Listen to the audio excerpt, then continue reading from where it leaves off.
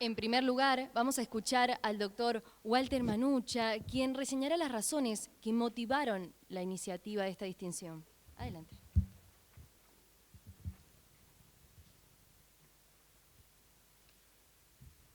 Muchas gracias, bienvenidos.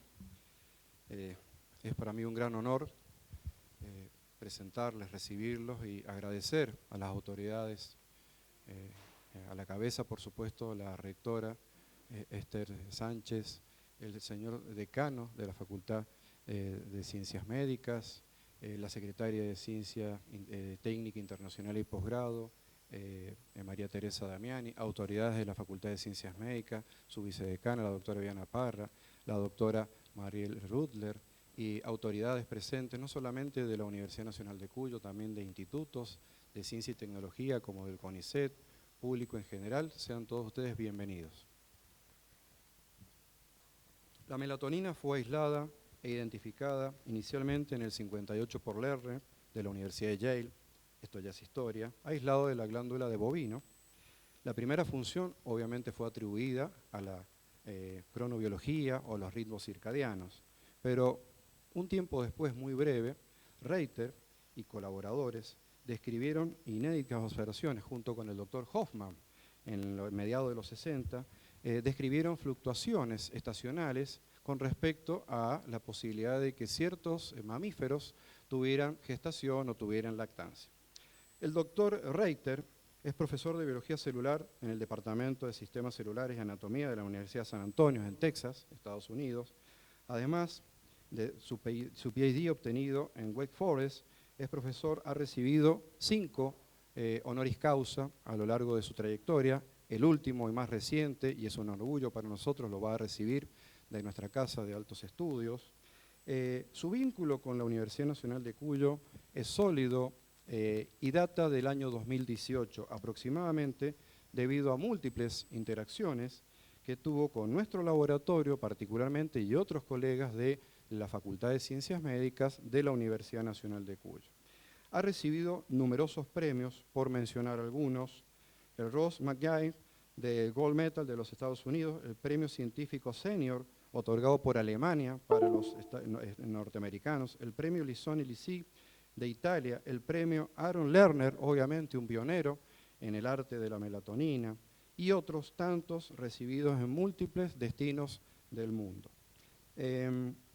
Para que se den una noción del desarrollo y el conocimiento que ha impartido en cientos de instituciones a lo largo de su carrera en el mundo, sus publicaciones lo posicionan en Scopus con un índice H del orden de los 170 aproximadamente, siendo reproducidos estos 1.700 trabajos científicos originales, capítulos de libro y libro, por más de, permítame leerlo porque el número es importantísimo, 186.000 veces, es decir que produce un efecto multiplicador, no solamente es lo que hace él directamente, sino todo lo que ha producido indirectamente, estimulando, como en el caso particular de quien suscribe, a estudios abocados a la melatonina. Thomson Reuters y Clarity Analytica lo ha distinguido a partir del año 2014 como uno de los científicos más prestigiosos y que generan tendencias mundiales en el pensamiento y en el desarrollo del conocimiento. Está dentro de menos del 1% de los investigadores mundiales que tienen esta mención a nivel mundial. Creo yo que uno de los pocos premios que le queda recibir en su reconocimiento de trayectoria debería ser el Premio Nobel de Medicina, al menos, o de Fisiología o Bioquímica, al menos la mención. Finalmente, y para no retirar más tiempo, actualmente es editor de Melatonin Research, fue fundador y editor de una revista prestigiosa, de hecho nos conocimos cuando publicamos en Journal of Opinion Research. Finalmente, es un gran honor y me llena de alegría y orgullo que luego de un largo recorrido desde mi postulación inicial ante el Consejo Directivo de la Facultad de Ciencias Médicas, la conformación de una comisión para su evaluación, su posterior aprobación y consecuente elevación del Consejo Directivo al Consejo Superior de la Universidad Nacional de Cuyo, para su final y promulgación el 21 de octubre del 2021, por resolución 504, la Universidad Nacional de Cuyo le otorgó y le otorgará ahora presencialmente y no en la virtualidad de la pandemia por COVID, este alto honor como mención especial al mérito académico científico. Dicho reconocimiento responde en pocas palabras, a lo que el diploma que le será entregado resume de la siguiente manera: por cuanto ha contribuido como uno de los científicos más influyentes del mundo en la comprensión de la melatonina y sus aspectos biológicos, translacionales y clínicos, así también como en el campo de la biología animal y vegetal. Muchas gracias. Bienvenido, Professor Reiter, my friend. And thank you for the wife, Lower, Julie, welcome, and thank you very much. Gracias, y ahora los dejo con la mesa académica.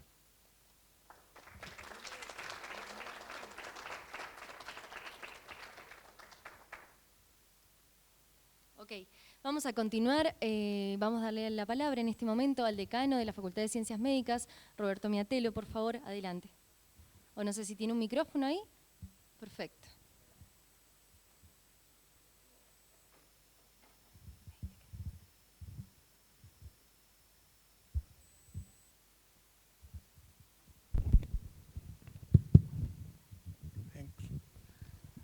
Buenos días, bienvenidas y bienvenidos a esta ceremonia que es una de las más relevantes de la vida universitaria. Vamos a estar conociendo todo el tiempo los méritos del doctor Reiter, de manera que yo voy a ocuparme de simplemente hacer un breve recorrido de cómo se hace, cómo empieza y cómo llega a la resolución que citó el doctor Manucha hace un ratito, reconociendo como doctor honoris causa de la Universidad Nacional de Cuyo, en este caso al doctor Russell Reiter.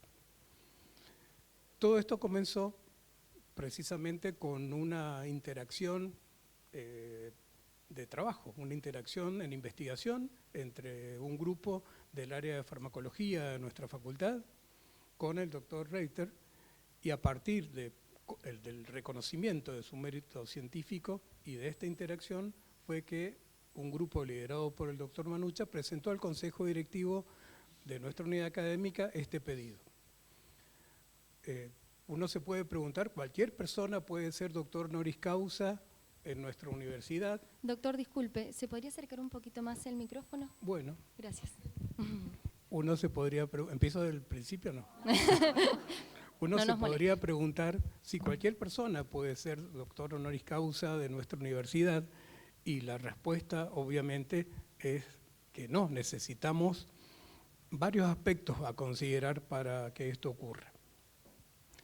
De hecho, la universidad tiene ya ordenado, si bien otorga este tipo de distinciones desde hace muchísimos años, en la ordenanza 24 del 2012, si mal no recuerdo, es la última que especifica los niveles para las distinciones, profesores extraordinarios y otro tipo de distinciones específicas. Y habla, para el caso de los doctores honoris causa, el mérito social o cultural, por un lado, y por otro lado, el del mérito académico-científico. En el caso del mérito académico-científico, quienes propongan a una persona como postulante a esta distinción pueden hacerlo directamente a través del Consejo Superior, pero es habitual que surjan desde las unidades académicas, con un dictamen de una comisión disciplinar que entiende sobre los antecedentes, que en este caso fueron presentados oportunamente al Consejo Directivo por el doctor Manucha y su equipo.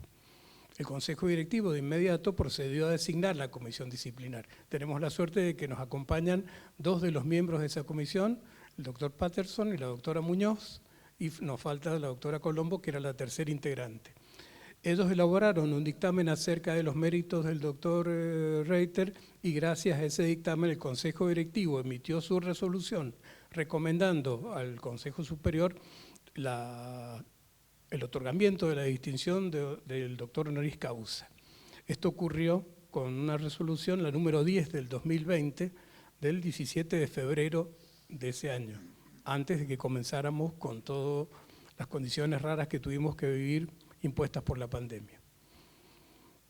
La demora entre el tratamiento en el Consejo Directivo y la resolución final en el Superior, en realidad se debió a ese motivo. También esperábamos en ese año que el doctor Reiter visitara Mendoza, lo hizo virtualmente, participando en reuniones científicas, De manera que ahí ya tenemos un punto importante a destacar. Luego, cuando llega al Consejo Superior, la Secretaría Académica de Rectorado designa una comisión institucional. La comisión institucional está formada por consejeros superiores. Esos consejeros superiores valoran el impacto que tiene la tarea de este postulante a doctor honoris causa sobre la Universidad Nacional de Cuyo, en docencia, en la vida académica, en la vida científica. Y en este caso es muy grato decir, yo formé parte de esa comisión, que la colaboración establecida entre el doctor con miembros de nuestra comunidad académica y científica fue intensa, muy productiva, y realmente podemos decir que a partir de este momento lo sentimos como un integrante más de nuestra comunidad universitaria. De manera que no fue difícil para la Comisión de Docencia y Concursos, que es la que entiende previo al tratamiento en el plenario, decidir que sí, dar un dictamen favorable a la designación. Eso llevó a la votación por unanimidad de otorgar al doctor Russell Reiter el grado de doctor honoris causa de la Universidad Nacional de Cuyo, que como dijo la locutora al principio es la máxima distinción que nuestra universidad otorga. Entonces este caminito administrativo tuvo que ser en realidad sostenido con la realidad de la naturaleza, de los méritos que el doctor tiene, más el vínculo que él mantiene con nuestra universidad. Ambos aspectos están sobradamente indicando que es totalmente merecida esta distinción. Les agradezco entonces que nos acompañen a terminar este acto que empezó hace 3 años atrás y que ahora afortunadamente vamos a poder concluir. Muchas gracias. Ahora le vamos a dar la palabra a la rectora de la UNCUYO, la contadora Esther Lucía Sánchez. Muy buenos días. Buenos días a los miembros de la mesa académica, buenos días a las autoridades que nos acompañan de nuestra universidad, de CONICET, CCT, los institutos. Bienvenidos a quienes, amigas y amigos que están hoy aquí acompañándonos en este acto tan relevante para la Universidad Nacional de Cuyo. Good morning everyone. Thank you for being here. We give you a warm welcome to all of you, members of the board, Dean of Medicine, Dr. Teresa Damiani, and Professor Walter Manucha. Thank you all for being here this special day. Es un gran honor para nosotros tenerlos hoy aquí y que anunciemos que la Universidad Nacional de Cuyo ha otorgado en este proceso largo desde hace 3 años al doctor Russell Reiter un doctorado honoris causa con mención especial a su mérito académico-científico. It's with great pleasure that we announce that UNCUYO University has conferred upon Dr. Russell Reiter an honorary doctorate with a special mention to his academic scientific merit. Como ya se dijo, esta distinción de prestigio es el más alto reconocimiento que la universidad otorga a un individuo por sus excepcionales contribuciones a la academia y a la sociedad. This prestigious distinction is the highest recognition that the university can bestow upon an individual for their exceptional contributions to academia and society. El doctor Reiter es un científico y académico de renombre internacional cuya investigación innovadora sobre la glándula pineal y la producción de melatonina ha tenido un impacto significativo en nuestra comprensión de la fisiología y la salud humana. Dr. Reiter is an internationally renowned scientist and scholar whose groundbreaking research on the pineal gland and melatonin production has had a significant impact on our understanding of human psychology and health. Con una carrera que abarca más de 50 años, el Dr. Reiter ha realizado numerosas contribuciones al campo de la investigación de la glándula pineal, incluyendo el descubrimiento del papel de la glándula en la regulación del ritmo circadiano y la función del sistema inmunológico. With a career spanning over 50 years, Dr. Reiter has made numerous contributions to the field of pineal gland research, including the discovery of the gland's role in circadian rhythm regulation and immune system function. A lo largo de su carrera, el Dr. Reiter ha publicado más de 800 artículos de investigación, capítulos de libros y revisiones, lo que lo convierte en uno de los académicos más prolíficos e influyentes en el campo. Throughout his career, Dr. Reiter has published over 1,000 research articles, book chapters, and reviews, making him one of the most prolific and influential scholars in the field.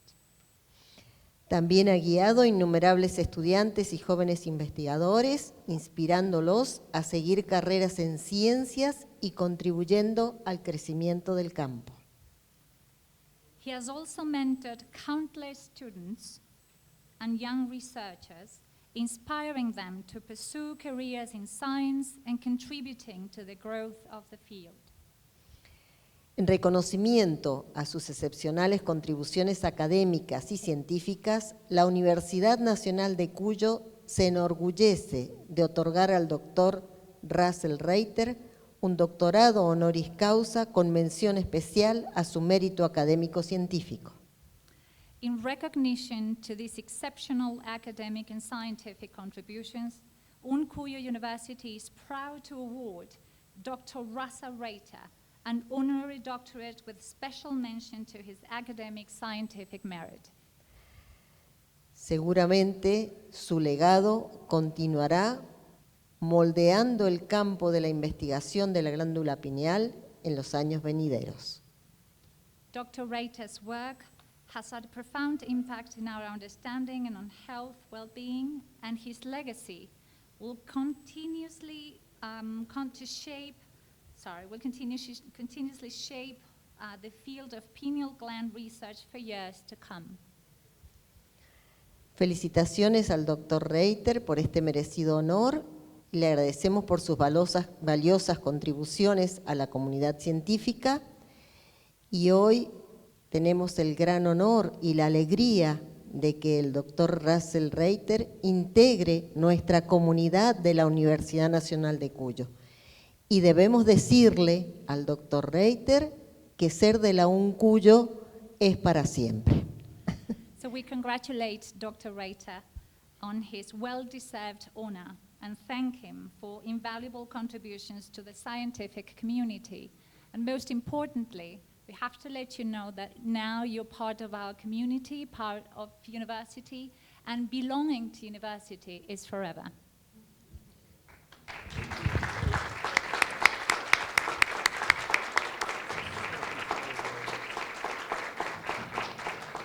Acto seguido, la rectora hará entrega del diploma y la resolución número 504-2021 del Consejo Superior, por la que se confiere al doctor Russell Reiter el título de doctor honoris causa de la Universidad Nacional de Cuyo.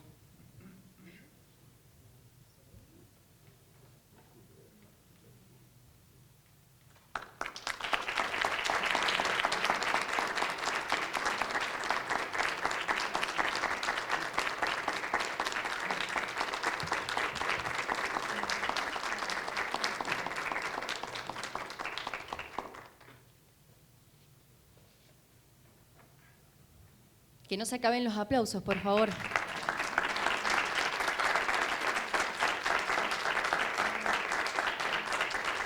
A continuación, el doctor Miatelo hace entrega de la medalla y la doctora María Teresa Damiani hará entrega del obsequio institucional que tenemos para él.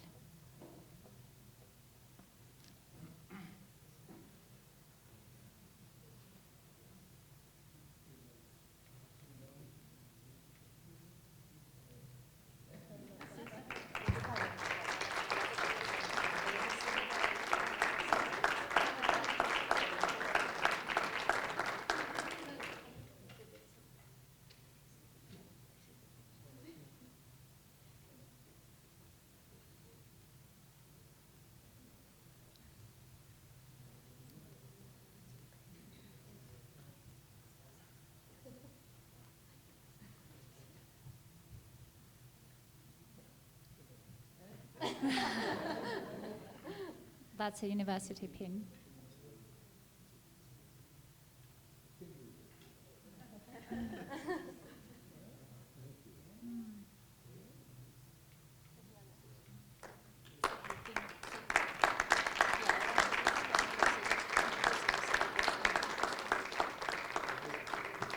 And now Dr. Damiani will give you the institutional gift.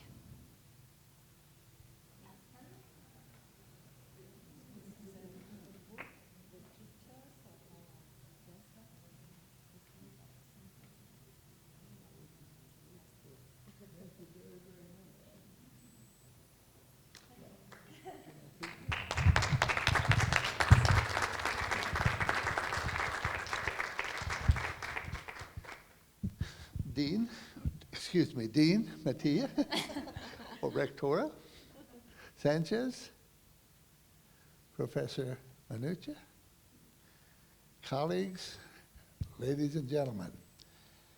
It's an honor for me to be given this honorary Dr. Causa from this university, University Nacional de Cuyo.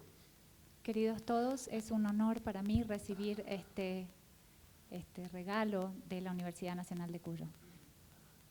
I'm obviously pleased to be a member of your community, and I look forward to interacting with scientists here for many years to come. Estoy complacido de ser parte de su comunidad y espero poder continuar compartiendo y colaborando por muchos años más.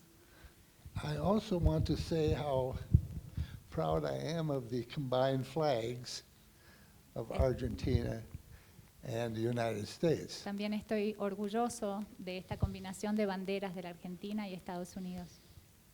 And also the fact that you played both national anthems. Y también por haber puesto ambos himnos. I'm really truly indebted. Les estoy profundamente agradecidos. I also know my wife feels the same way. She is here in the front row. She's very, very shy. También. She will never stand up. She'll probably crawl out of here. But at any rate, thank you very much for everything. And I have to say, I want to tell you a story. The first time I received information from Professor Manucha, I thought, ooh, Manu Ginobili. He is an excellent representative of Argentina in our home city, San Antonio, Texas. And we were discussing on the way up here, we think he still lives at least part-time in Texas, but the other times, of course, he is from Bahia Blanca, I believe, on the West Coast. So he may go back and forth.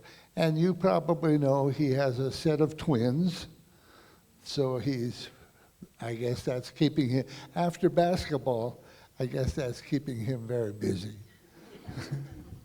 Thank you very much. Le agradecemos al doctor y agradecemos a las autoridades de la mesa, pero antes que desciendan, la rectora le va a dar un ramo de flores a la esposa del doctor Reiter. Adelante, por favor.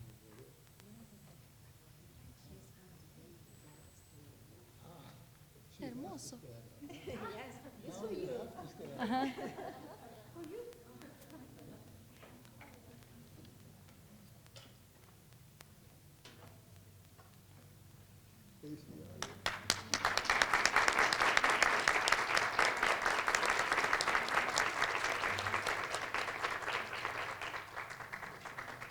Ahora sí. Felicitaciones para ella, obviamente, también. Y ahora sí los invitamos a descender, por favor, y a ubicarse nuevamente en el auditorio para escuchar la conferencia del doctor Reiter.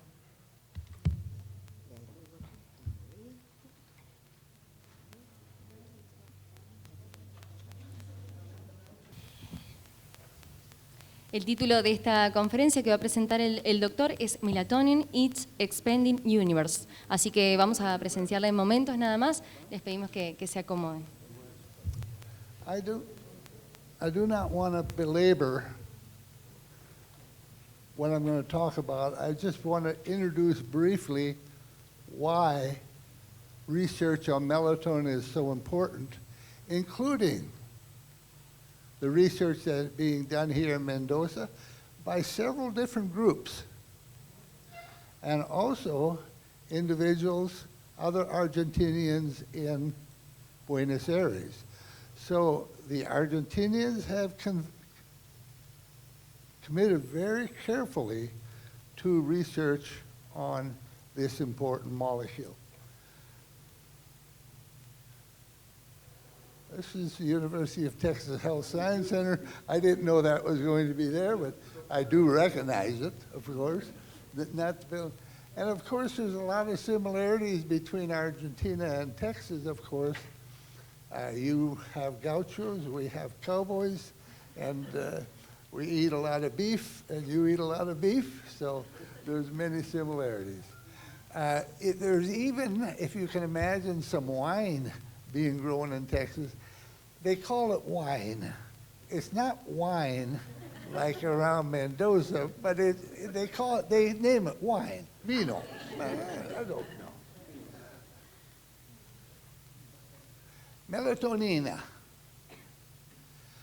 For your health, it is muy importante. Is this being translated, or should I? Don't worry. No problem. Melatonin is an ancient molecule, and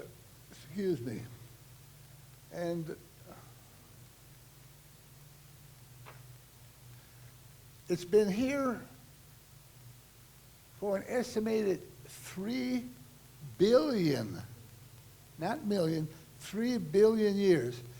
3,000 million years before I was born, even. Melatonin was already developed in prokaryotic organisms.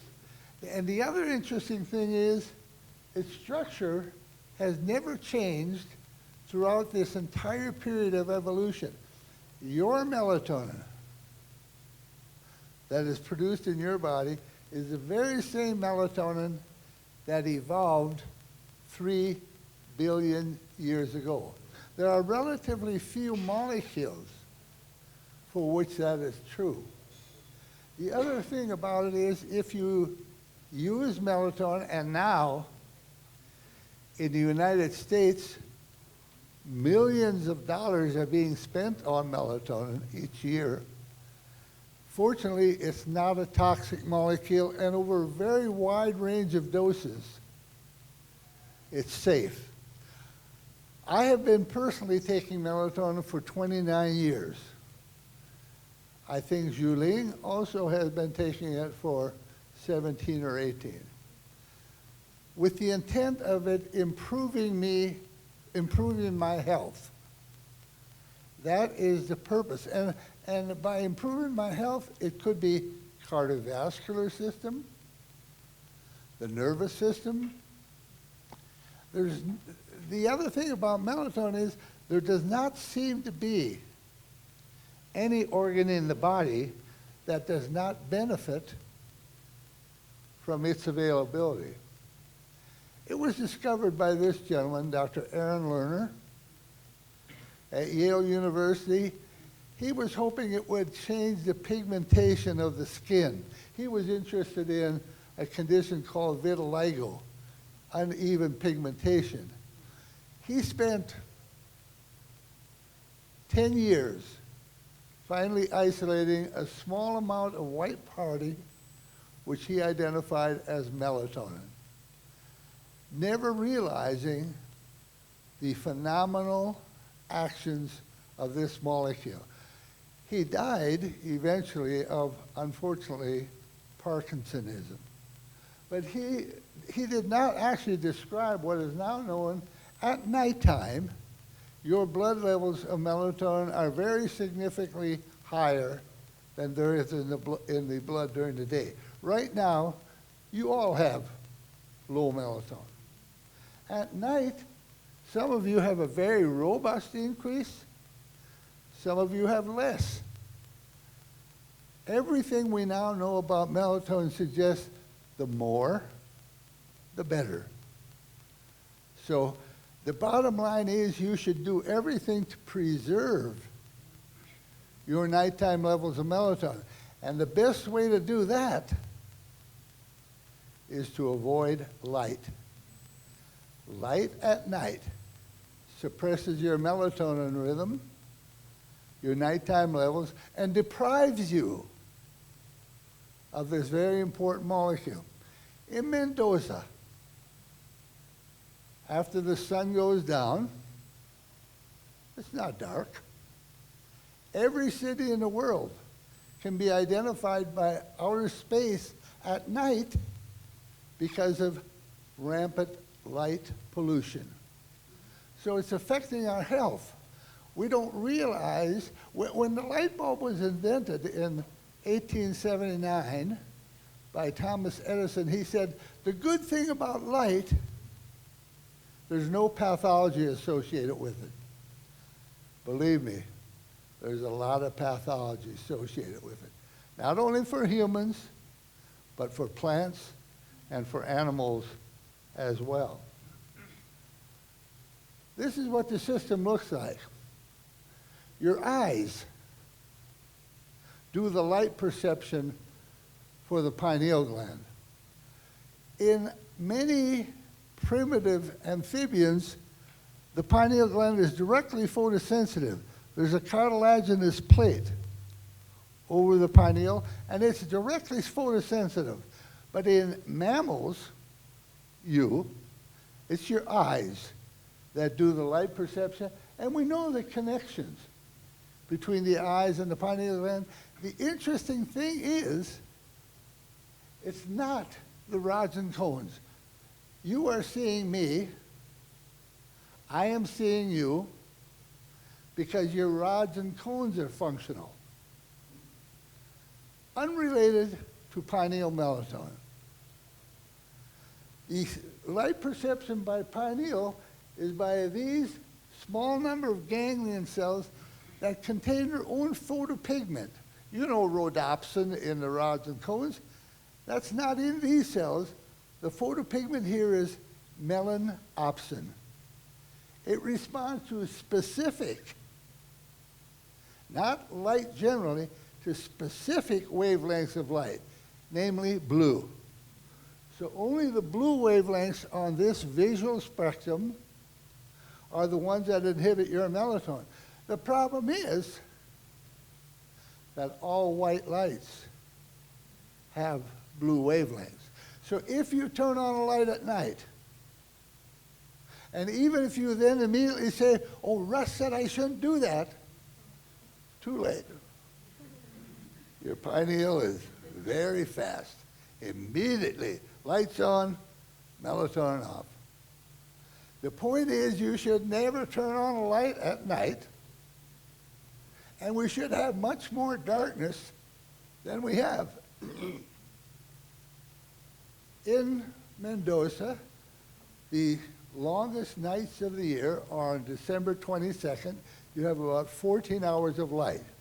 14 hours of darkness, 10 hours of light. There's not a single person in this room on December 22nd, June 22nd in the southern hemisphere, in which you have 14 hours of light. It just doesn't happen because of artificial light. So that means we are also eliminating some of our melatonin. We evolved for 3 to 4 million years with a light-dark cycle determined by the rising and the setting of the sun, and we introduced light and misuse it on a regular basis. There is a price to pay. There is a physiological price to pay. Good wine.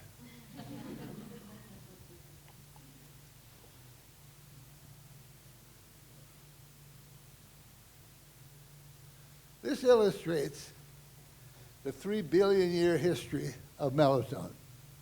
Way back there, prokaryotes, bacteria. Bacteria decided they needed a very good antioxidant. Melatonin is by far the best antioxidant available. There are other antioxidants, vitamin E, vitamin C, but they're not competitive with melatonin. I'm going to show you why that is true. But at any rate, prokaryotes 3 billion years ago evolved melatonin, and they only existed by themselves for maybe another billion years. But then multicellular organisms began to appear with nuclei, the eukaryotes. Very primitive eukaryotes initially, but they needed food. So they would engulf the bacteria, digest them, and use the proteins for growth. Eventually, it became a symbiotic relationship. The bacteria were beneficial for the cells, and the cells benefited from the bacteria. And what happened is the bacteria evolved into your mitochondria and the chloroplast. So your bacteria in your cell is really a prokaryote that was engulfed billions of years ago. And this illustrates something. Remember, I told you, they already produce melatonin, and they give rise to mitochondria. Do your mitochondria produce melatonin? We now know that's the case as we understand it. So what you have is two sources of melatonin. You have the pineal gland. Every night it has a nice peak. But the total amount of melatonin from the pineal gland is minuscule compared to what you have in your total body. But it exhibits a rhythm which determines your circadian cycles because it's released into the blood and into the cerebrospinal fluid. So it gives your body time of day information. Also time of year, because night lengths change on a daily basis, and as a consequence, the message that is received is all. I'll give you an example. Are white-tailed deer common in this country area, or mule deer? There's a lot of animals in the wild that breed on a seasonal basis. They only have their babies in the spring of the year. How do they know that? They read the melatonin message. The melatonin message gives them information about time of year and time of day. So the melatonin rhythm in the pineal gland is both a clock and a calendar. But it represents a very small portion of the melatonin you produce. Your mitochondria, which are derived from prokaryotes, all of them produce melatonin. The difference is they do not release it into the blood. They use it for their own self-preservation. And this is extremely important, and I'll mention why. Because of this. Oxygen is very deadly. You are breathing oxygen, it's keeping you alive. At the same time, it's killing you. And the reason it's killing you is because oxygen, chemically reduced, produces free radicals. And there's a whole series of free radicals that are produced from oxygen. They are very, very damaging. Aging is believed to be, at least in part, a consequence of the accumulation of all the damage that occurs in every organ as a consequence of you using oxygen. The bottom line is, close one nostril. Don't breathe out. Don't breathe so much oxygen. You'll be much better off. Obviously, oxygen is necessary for life. At the same time, it's killing you. And melatonin is a superior, absolutely a superior inactivator of all these melatonin derivatives, oxygen derivatives. It's truly efficient. And that becomes very important in the mitochondria. Mitochondria is where oxygen is metabolized. And a lot of free radicals are produced in mitochondria. Your mitochondria are important for every disease. Every cell needs the energy of the mitochondria. But they produce a lot of free radicals. So how important is it that melatonin is likewise there to scavenge those free radicals? So this illustrates why melatonin is so important in these situations. Here's a partial list of all the systems that melatonin protects. Again, I'm not going to go through these. People who work in this area know this. Circadian rhythms, obviously. Cardiovascular system. We had a cardiovascular individual here earlier. Atherosclerosis. Very hyperglycemia. If you're diabetic, you are producing a lot of free radicals that are causing atherosclerosis. Who prevents it? Melatonin. So, all these diseases, and these have the cellular effects. And here's mitochondrial physiology. Again, I'm not going to go into detail other than to say, every system in your body, macular degeneration, free radicals. Neurodegeneration, Alzheimer's, Parkinson's, free radicals. This is not trivial.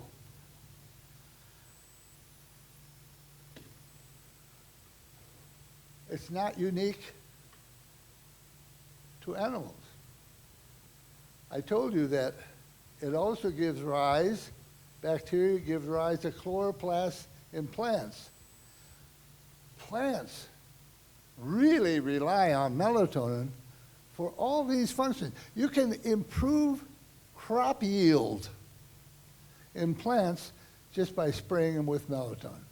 You can reduce fungal infections, bacterial infections. Plants have those infections too, just like humans. This is only a partial list, again, of what it does in plants.